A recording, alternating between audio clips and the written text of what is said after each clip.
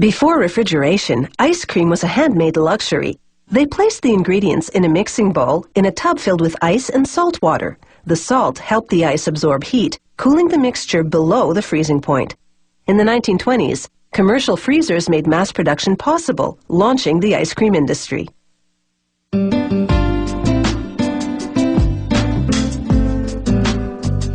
To make these ice cream treats, you must first make the ice cream.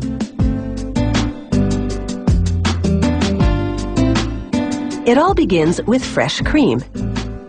The factory stores the cream in refrigerated silos set to a constant 4 degrees Celsius. The silos feed a high-speed mixer that blends it with the other ingredients. The main dry ingredients are powdered skim milk and plant-based stabilizers and emulsifiers. Stabilizers prevent the ice cream from crystallizing, and emulsifiers allow the mix to bond with air during the whipping process. The other ingredients are sugar and corn syrup. After about 3 minutes of mixing, a pumping system moves the mixture into large pasteurization tanks. The tanks keep the mixture at 72 degrees Celsius for half an hour, killing any bacteria and activating the stabilizers. Then the factory homogenizes the mixture, a process that breaks up the fat globules, giving the ice cream a smooth texture. They cool the mixture and add concentrated vanilla flavoring. Then they chill and whip everything for about 15 seconds. Whipping blends the mix with air, transforming it from a liquid to a soft solid. Without air, it would come out looking like frozen milk rather than ice cream. The ice cream sandwich wafers are made of chocolate cake ingredients. A filling machine feeds 2 lines of wafers towards an injection pipe in the center. Just as 2 wafers come together, the machine injects 80 milliliters of vanilla ice cream in between. The pipe's head shapes the ice cream into a rectangular slab that fits perfectly between the wafers. All this happens at a rate of 140 ice cream sandwiches per minute.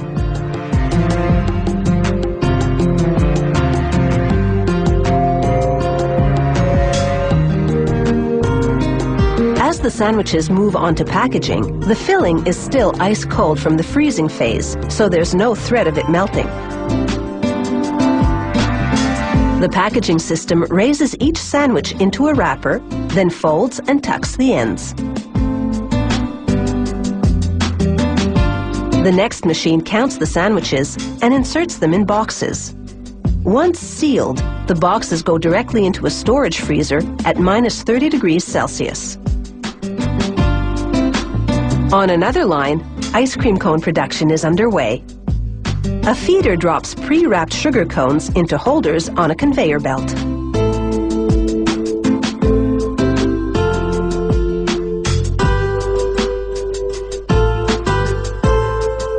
They first pass under sprayers that coat the inside with a chocolatey coating which adds flavor and creates a barrier between the cone and ice cream, so the cone remains crispy until you eat it. Next, nozzles squirt in the ice cream filling, 78 milliliters per cone. 1 production line, 2 flavors.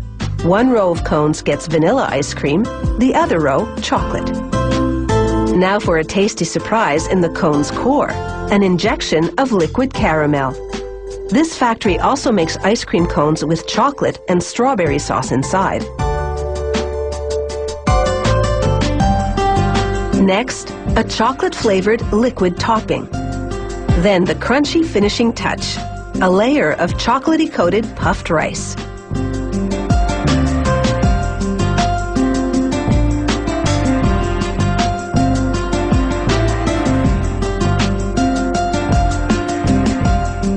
Finally, the cones move under a lid dispenser. It applies a wax-coated paper lid to each one.